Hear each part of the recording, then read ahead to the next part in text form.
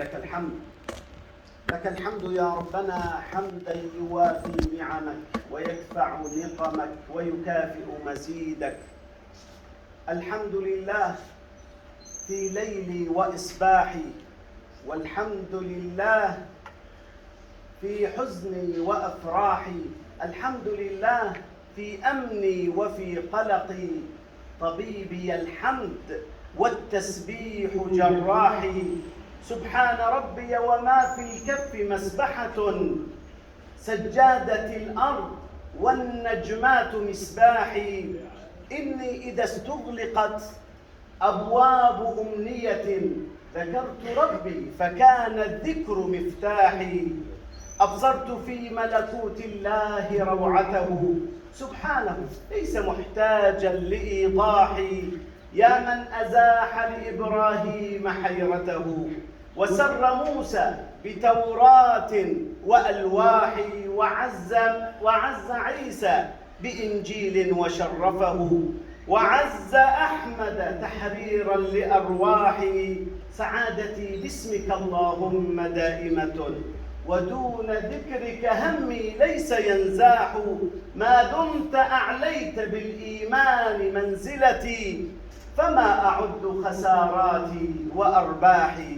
اللهم لك الحمد على نعمة الإيمان وكفى بها نعمة. لك الحمد أن جعلتنا من أمة سيدنا محمد صلى الله عليه وسلم وكفى بها نعمة. وأشهد أن لا إله إلا الله وحده لا شريك له، وأشهد أن حبيبنا وطبيب قلوبنا وقرة أعيننا سيدنا محمدًا عبد الله ورسوله وصفيه وخليله، النبي الكريم الرؤوف الرحيم، صلى الله وسلم وبارك عليه. بلغ العلا بجلاله، كشف الدجى بجماله، عظمت جميع خصاله. صلوا عليه وآله. اللهم صل وسلم وبارك عليه صلاة ترضيك وترضيه وترضى بها عنا يا رب العالمين. عباد الله، أوصيكم ونفسي بتقوى الله، أحثكم ونفسي على طاعة الله. آخذ بيدي وأيديكم أن نكون ممن وصفهم الله سبحانه وتعالى، الذين يستمعون القول فيتبعون أحسنه. ما أجمل أن يجعل أحدنا في نفسه النية والعزم والقصد أني ذاهب إلى صلاة الجمعة ونيتي أن أتذكر فيما يذكرني الله عز وجل، وذكر فإن الذكرى تنفع المؤمنين، ثم أطبقها فأنال بركة العلم بتطبيقه حتى أكون ممن استمع لما قال الله وقال رسول الله صلى الله عليه وسلم وعمل بذلك. فنحن نكرر في كل يوم عشرات المرات الدعاء العظيم: اهدنا الصراط المستقيم. صراط من؟ أدعو أن أكون ممن سلكه، صراط الذين أنعمت عليهم دون المغضوب عليهم ودون الضالين. ما ميزة صراط الذين أنعم الله عليهم؟ قال: هم من علموا فعملوا. علم فعمل. أما هؤلاء الضالون هم الذين لم يعلموا فهم جهلوا فلم يعملوا. أما المغضوب عليهم فهم الذين يعلمون لكنهم لا يعملون. فاللهم اجعلنا من المنعم عليهم، نعلم ما تريد منا فننفذه ونعلمه، حتى تجعلنا يا ربنا ممن فازوا وأفلحوا، تواصوا بالحق وتواصوا بالصبر.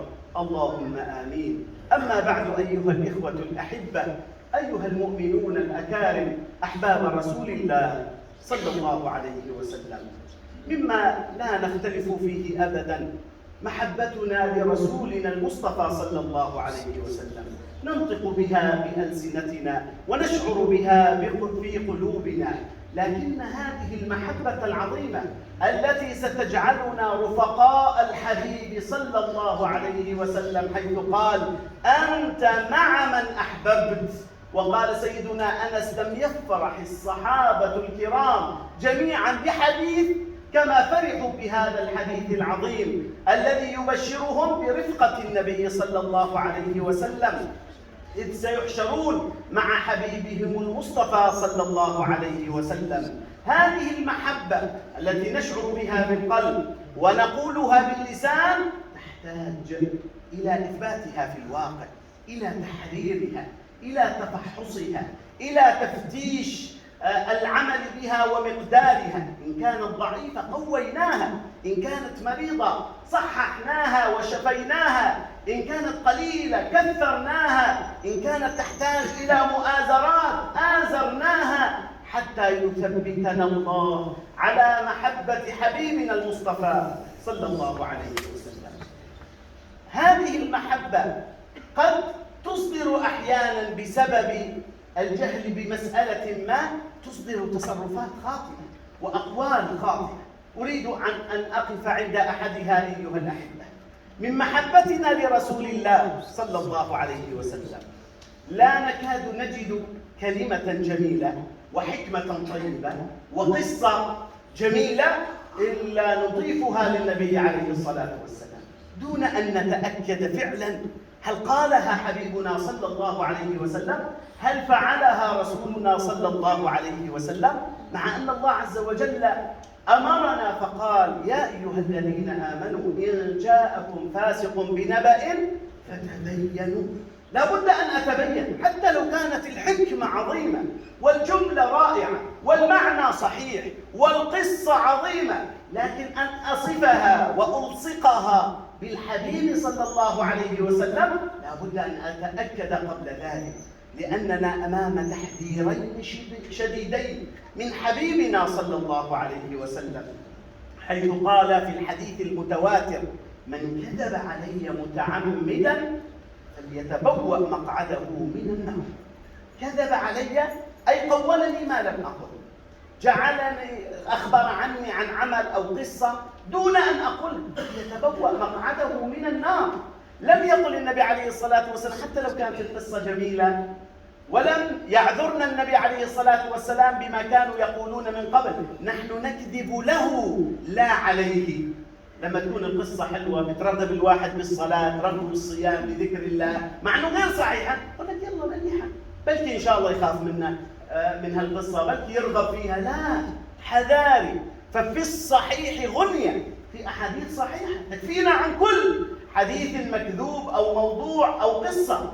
فمحبة النبي عليه الصلاة والسلام يجب ألا نستسيغ من خلالها. قلت كل قصة جميلة نقول قال رسول الله، فعل رسول الله، قصة عن رسول الله صلى الله عليه وسلم، حتى لو سمعناها لأننا أمام تحذير شديد. فليتبوأ مقعده من النار.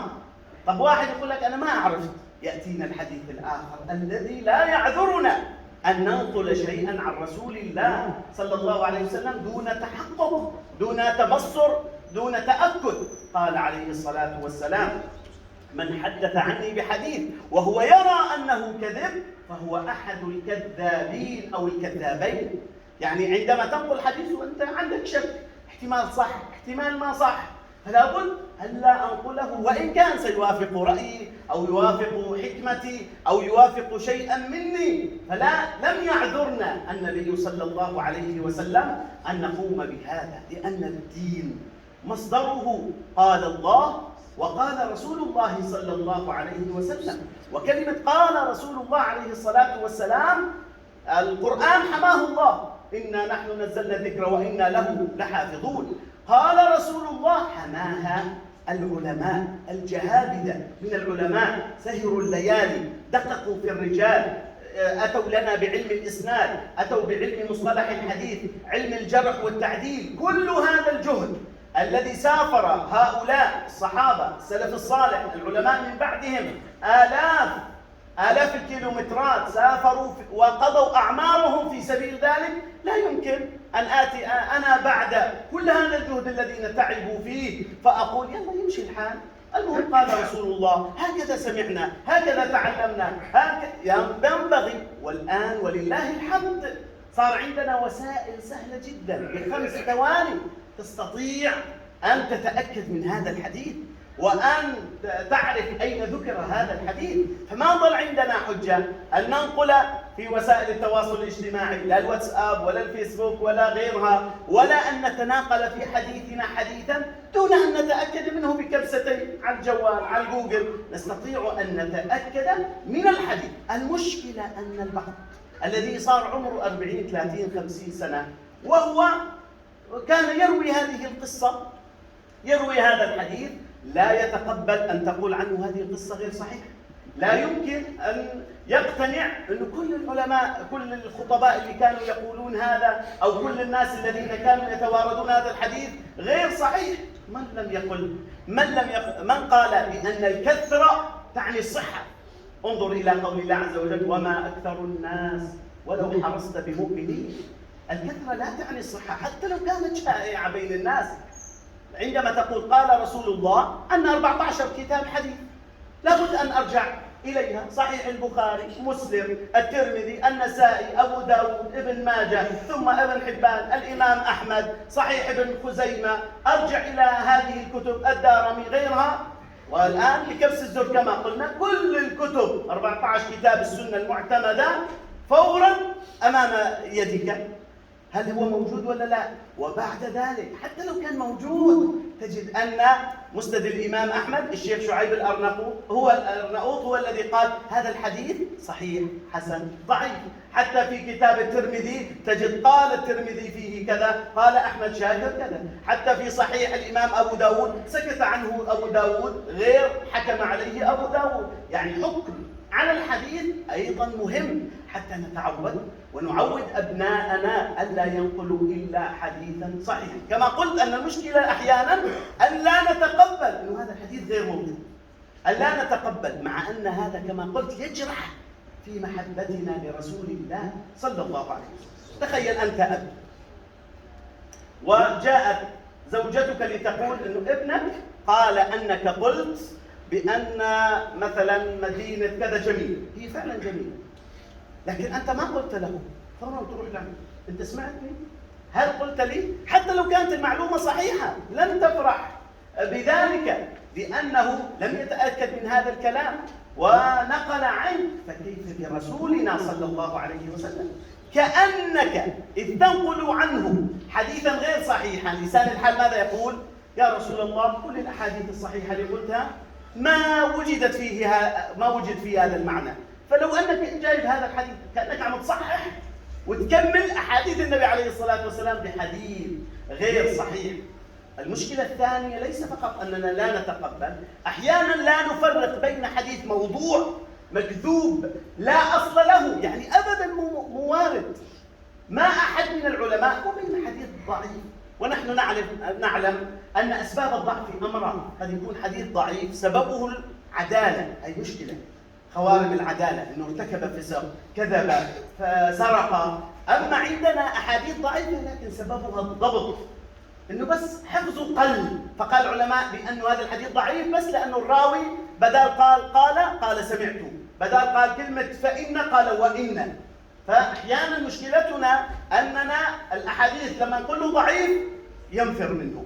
لا يا أخي، كلمة الضعيف تؤخذ في فضائل الأعمال، لها مكانها، لها أهميتها. كثير من أعمال السنن والآداب وإن كان الحديث ضعيف ليس موضوع. أنا مشكلتنا الآن نريد أن نركز على ألا نؤذي النبي صلى الله عليه وسلم بأن ننسب له حديث غير موجود. أما لو كان الحديث موجود وفيه ضعف ما في مشكلة، لكن مع بيانه. ما بيصير أنقل حديث أقول قال رسول الله كذا وقال العلماء ضعيف أو فيه ضعف. أو حتى العلماء من قبل كانوا يقولون روي قيل، غير لما يقولون قال رسول الله عليه الصلاة والسلام أو كما قال صلى الله عليه وسلم. إذا من محبتنا لرسول الله عليه الصلاة والسلام أن نتأكد عنه صلى الله عليه وسلم. انظروا إلى كثير من القصص التي عندنا نريد أن ننبه عليها، نريد أن نتنبه إليها. الضعيف نعم قد نقول ورد عند الإمام أبي داود وهو ضعيف، ورد عند الترمذي وهو ضعيف، لكن مشكلتنا الأعظم كما قلت الذي كذب على رسول الله صلى الله عليه وسلم، يعني لا أصل له.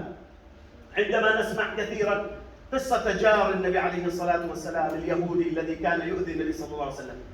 في كل كتب الحديث لا يوجد جار يهودي لنبينا صلى الله عليه وسلم، ولم يكن يؤذي رسولنا صلى الله عليه وسلم جار يهودي.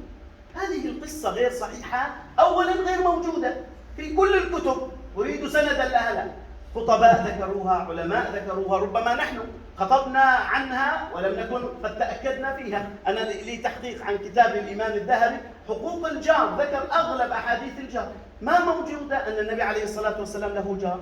علماء السيرة عندما يتحدثون عن جيران النبي عليه الصلاة والسلام وقد صوروا لنا المدينة المنورة كل بيت ببيته، ما قالوا ذلك. إلى الآن تجد أن من يروي، مع أنه المعنى صحيح، النبي عليه الصلاة والسلام تحمل الجيران، تحمل شيء، لكن عندك أولا لم ترد، حتى لا تستطيع أن تقول بعدها أن تدافع، تقول معقول سيدنا عمر أبو بكر يجوا بيشوفوا واحد يضع الزبالة أو القمامة أمام النبي صلى الله عليه وسلم ويسكت حتى النبي عليه الصلاة والسلام يبحث عن ذلك؟ هي أمور ثانية. أولا نسأل هل ورد عن النبي عليه الصلاة والسلام؟ لا، وردت عن بعض الصالحين، عن سيدنا أبي حنيفة كما يقال، عن غيره، لكن أن نلصقها هذه النبي عليه الصلاة والسلام لأننا نريد أن نحث الناس على حق الجار، هذه مشكلة كبيرة جدا. عندما يعني ابتدأ العام الهجري الجديد وخطب الناس عن الهجرة، تجد أننا تناقلنا قصصا كثيرة عن هجرة النبي عليه الصلاة والسلام، ولكنها لم تكن محققة. وكما قلت الآن نحن مطالبون بسبب يسر أحاديث النبي عليه الصلاة والسلام والسيرة النبوية أن نتأكد منها دون أن ننقلها. سيدنا عمر رضي الله عنه لم يسافر، لم يهاجر جهرا، والحديث عند الإمام مسلم أنه هاجر سرا. الحديث الذي كان يمتع به الأولاد، من أراد أن تثكله أمه وأن هذه حديث ورد في قصص السير دون سند. أما السند الصحيح عند الإمام مسلم هاجر سيدنا عمر رضي الله عنه سرا في 20 من المسلمين. الأمر الثاني أنه يوجد بيضة الحمامة، والحمامة على باب غار النبي عليه الصلاة والسلام، هذه غير صحيحة أبدا. العنكبوت وردت، قال العلماء بأن الحديث حسن، أما الحمامة والبيضتان غير موجودة إلا في عقولنا، عقول الطلاب، فلا بد أن ننبه عليها ونبينها. كذلك حديث نشيد اطلع البدر علينا غير صحيحة، يعني ما في سند، ما في كتاب يقول استقبل الصحابة النبي عليه الصلاة والسلام اطلع البدر علينا. إذا ما بقي هنا عندنا مشكلة أخرى. بعض الناس عندما تقول هذه القصة غير صحيحة يصدق، يقولوا إذا كل شيء غير صحيح. لا، بالعكس، كل حادث الهجرة الذي يؤلف فيه كتابان أو مجلدان أو 3 مجلدات، في 5 6 7 قصص غير صحيحة، الباقي صحيح. هذه نعمة عظيمة جدا. عندما نقول الحديث هذا باطل والثاني والثالث والرابع 10 أحاديث، إذا بقي عندنا 114,000 حديث و134 حديث، إذا الباقي مقبول. يعني المشكلة أن لا نصدم عندما أقول لك هاي سمعانها من كذا شيخ، الشيخ ليس معصوم، سمعانها من أستاذ الديانة الذي كان يدرس. نعم كان، لأنه غير معصوم، والأفضل أن نذهب لنراجع نجد فعلا ماذا قال العلماء، هل لها أصل، هل موجودة في كتاب. بعضهم والله قال ذكرت حديث فقال لي موجود، شو اسم الكتاب اللي وجدته إن شاء الله علمني، قال تذكرة الموضوعات للإمام ابن الجوزي. ذكروا في كتاب اسمه الموضوعات، يعني المكذوبات على النبي عليه الصلاة والسلام، لم يذكره قال رسول الله صلى الله عليه وسلم. ولأهمية هذا الموضوع هناك 4 أو 5 كتب تخيل ألفت في ما هي الأحاديث المكذوبة على النبي عليه الصلاة والسلام. تخيل كتاب 4 مجلدات للإمام ابن الجوزي اسمه تذكرة الموضوع، يعني الأحاديث فقط المكذوبة على النبي عليه الصلاة والسلام. أيضا الحديث الآخر الأسرار المرفوعة في الأحاديث الموضوعة. حتى العلماء لم يتركوا لنا شيئا نقول والله يلا عادي هذا حديث، لا، نريد أن نتأكد من أحاديث الحبيب صلى الله عليه وسلم ولا ننقلها. كم ننقل في مجالسنا الخير في وفي أمتي إلى يوم القيامة، المعنى صح، لكن لم يقله رسول الله صلى الله عليه وسلم، بدليل أنه 14 كتاب 114,000 حديث للنبي عليه الصلاة والسلام ليس منها هذا الحديث. هناك حديث أمتي لا كالمطر لا يدرى خير أوله أم آخره، لكن بهذا المعنى الخير في وفي أمتي إلى يوم القيامة لم يقله النبي صلى الله عليه وسلم، لا يجوز لنا أن نتناقله. تجد البعض يسمع اثنين يتكلموا في المسجد، يقول له الكلام في المسجد يأكل الحسنات كما تأكل النار الحطب. هكذا كنا في المعهد الشرعي يحذروننا من الكلام في المسجد. الآن تأكد ليس له أصل أبدا. الحديث عن الحسد، يأكل الحسنات كما تأكل النار الحطب. حديث من لم تنهه صلاته عن الفحشاء والمنكر فلا صلاة له، لم يوجد، غير موجود. وهذه مشكلة تجعل صد بعض الناس، يقول لك والله أنا عندي المعصية الفلانية إذا صليت ما راح تقبل صلاتي، هذا أو لم يزدد من الله بعدا. قال العلماء بأنه حديث باطل، يعني ما له أصل. أنا جد كل تقي، كما قلت كثير من الحكم الرائعة الجميلة ننسبها للنبي عليه الصلاة والسلام. لم يقلها عليه الصلاة اعمل لدنياك كأنك تعيش أبدا، اعمل لآخرتك كأنك تموت غدا. هذه حكمة قالها العلماء، قالها السلف الصالح، لكن لم يقلها رسول الله صلى الله عليه وسلم. اختلاف أمتي رحمة، هذه حكمة قاعدة، لكن لم يقلها النبي صلى الله عليه وسلم. أصحابي كالنجوم بأيهم اقتديتم اهتديتم. العلماء فورا يقولون كذب أو باطل أو لا أصل له. أدبني ربي فأحسن تأديبي، لم يكن لها أصل أبدا. الآن لا أذكر أحاديث ضعيفة، إنما فقط لم ترد عن النبي عليه الصلاة والسلام. الناس نيام فإذا ماتوا انتبهوا. حديث أنا عربي وكلام أهل الجنة عربي، ويعني ولغة القرآن العربية. هذا الحديث قال الإمام في فيض القدير الإمام المناوي قال حديث منكر، يعني حديث غير صحيح عن النبي عليه الصلاة والسلام. أنا ابن الذبيحين غير صحيح. كلمة الأقربون أولى بالمعروف، هذا حديث موضوع. خير الأسماء ما حمد وعبد، هذا غير صحيح. الصحيح هو خير الأسماء عبد الله وعبد الرحمن. اطلبوا العلم ولو في الصين، اطلبوا العلم من المهد إلى اللحد. حكمة، لماذا نضيفها للنبي صلى الله عليه وسلم؟ يدعى الناس يوم القيامة بأسماء أمهاتهم. الحديث عند الإمام مسلم يدعون بأسماء آبائهم. يأتي حديث آخر ضعيف وعفوا موضوع يدعون يوم القيامة بأسماء أمهاتهم، غير صحيح أبدا. عن النساء شاوروهن وخالفوهن. قال الإمام العراقي لا أصل له. حب الدنيا رأس كل خطيئة. رجعنا من الجهاد الأصغر إلى الجهاد الأكبر، جهاد النفس. إذا هذه بعض كأمثلة حتى نحذر أن نضيف للنبي عليه الصلاة والسلام ما لم نقله. لأنني أقول عندما نضيف له فقد جرحنا محبتنا لرسول الله صلى الله عليه وسلم. فكيف تتأكد؟ جاني حديث سهل جدا في برنامج صغير اسمه الدرر السنية. فورا بتحط الحديث مجموعة فيه 14 كتاب، 114 ألف حديث للنبي عليه الصلاة والسلام موجودة كلها، يقول لك موجود في كذا. والجميل أنه يقول لك قال المحققون حكمه 1 2 3، وهذه كلها موجودة سهلة، لكن تحتاج منا إلى تأكد حتى نكون محبين حقيقيين للنبي عليه الصلاة والسلام.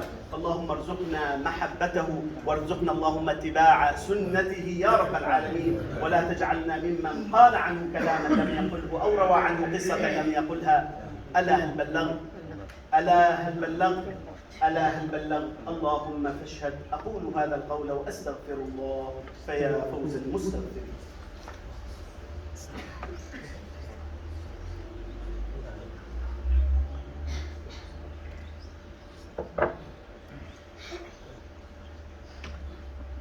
الحمد لله، وأشهد أن لا إله إلا الله، وأشهد أن نبينا وحبيبنا محمدا عبد الله ورسوله.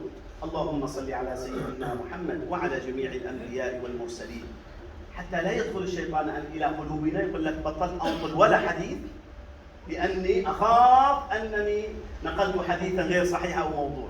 لم يكن هكذا المقصود، إنما المقصود أن نتأكد من أحاديث النبي عليه الصلاة والسلام من جهد العلماء، وأن نربي أولادنا على قراءة الحديث الشريف كما نربيهم على قراءة القرآن. الآن لو سألنا أي ولد عندنا كم تحفظ من القرآن؟ ولد جزء عما، حافظ 20 سورة من جزء عما. كم تحفظ حديث للنبي عليه الصلاة والسلام؟ يسكت. مع أن النبي عليه الصلاة والسلام قال ألا إني أوتيت القرآن ومثله معه، وقال من نضر الله امرأ سمع مقالتي فحفظها. دعاء من النبي عليه الصلاة والسلام أن ينظرك الله بالحسن، الجمال، البهاء إذا نقلت حديث للنبي عليه الصلاة والسلام. فمن أجمل البركات التي تنزل على بيوتنا، على الأسرة، على لطرد الشياطين، أن نقرأ ولو 3 أحاديث يوميا من أحاديث النبي صلى الله عليه وسلم في بيوتنا. والله تنزل البركة بذكر الصحابي، بذكر النبي عليه الصلاة والسلام. أي كتاب حديث اختار منه 3 كلمات يوميا واقرأها على أولادك ومع أولادك في الصباح، في المساء، قبل النوم، تجد بركات من أحاديث النبي عليه الصلاة والسلام عظيمة جدا. قبل 3 سنوات تذكرون من على هذا المنبر قلنا أننا فعلنا جهدا متواضعا، وهو كتاب رياض الصالحين، قسمناه إلى 360 حلقة، يعني كل يوم يقرأ الإنسان 3 أحاديث، وطبعناه ولله الحمد بفعل أهل الخير ووزعناه على كثير من الناس. فكان في هناك بركة، أنه بيوت منذ أن يعني 3 سنوات بالضبط إلى الآن صار عندها 3 ختمات لهذا الكتاب، اسمها ختمة، أن نختم كتاب اسمه رياض الصالحين للإمام النووي رحمه الله. صارت عندنا بعض النصائح، أنتم سويتوا بالعربي، طب أولادنا ما عم يفهموا شيء بالعربي، بدنا نجيب الألماني. فلله الحمد منذ أسبوعين خرجت ترجمة هذا الكتاب عربي ألماني لهذا المجتمع الذي نعيش فيه، الأحاديث السهلة. وهذا يعني الجهد الذي قام به بعض الشباب حسبة لوجه الله سبحانه وتعالى بمراجعتها باللغة الألمانية. فأولادنا جميل جدا أنت تعرف بالعربي، اقرأ لهم قال رسول الله، وهو سيقرأها بالألماني.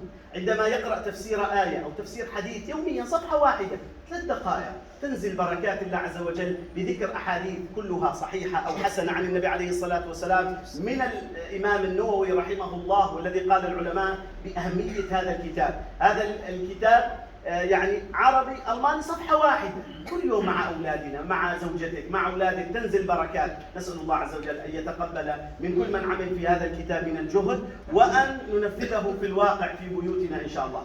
المسجد إن شاء الله يعني أحضرنا بعض النسخ، هو 20 يورو، 5 يورو منها للمسجد، فأنت تبرعت للمسجد الذي له حق علينا ب5 يورو ربع الكتاب، وأيضا أعطيتنا تكاليف هذا الكتاب الذي أيضا نستطيع أن نهديه لغير المسلمين، لأن الأحاديث ملتقاه، أيضا تستطيع أن تهديه كهدية لأصدقاء أولادك لغيرهم. فنسأل الله سبحانه وتعالى أن نكون ممن أدى يعني حق أحاديث النبي عليه الصلاة والسلام علينا. وجربوها تجد راحة عظيمة في البيت، لأن النبي عليه الصلاة والسلام جعل لنا فقال ما من قوم يذكرون الله، ما ذكر مسجد، الرواية الثانية للإمام مسلم، يذكرون الله إلا نزلت عليهم سكينة عمتهم الطمأنينة، باها الله بهم الملائكة، ذكرهم الله في من عنده. 4 جوائز أن نذكر الله يوميا ب3 دقائق فقط. اللهم أعنا على ذلك. اللهم حببنا بنبيك صلى الله عليه وسلم، واجعلنا من أحبابه في الدنيا والآخرة، واجعلنا ممن يشفع لهم نبينا صلى الله عليه وسلم. اللهم اهدنا لكل خير، واهد لنا أولادنا وبناتنا وأزواجنا، واهد أنفسنا إليك يا رب العالمين. اللهم اغفر لنا ما مضى واعصمنا فيما بقي. اللهم يا أكرم الأكرمين اغفر لنا ما مضى واعصمنا فيما بقي. اللهم احفظ لنا أولادنا وبناتنا وأزواجنا وأنفسنا من كل سوء وسيئة، ومن كل فتنة وشهوة محرمة يا أرحم الراحمين. اشف مرضانا وارحم موتانا، وصل اللهم وسلم وبارك على سيدنا محمد وعلى آله وصحبه أجمعين. أقم الصلاة يرحمني ويرحمكم الله. الله أكبر.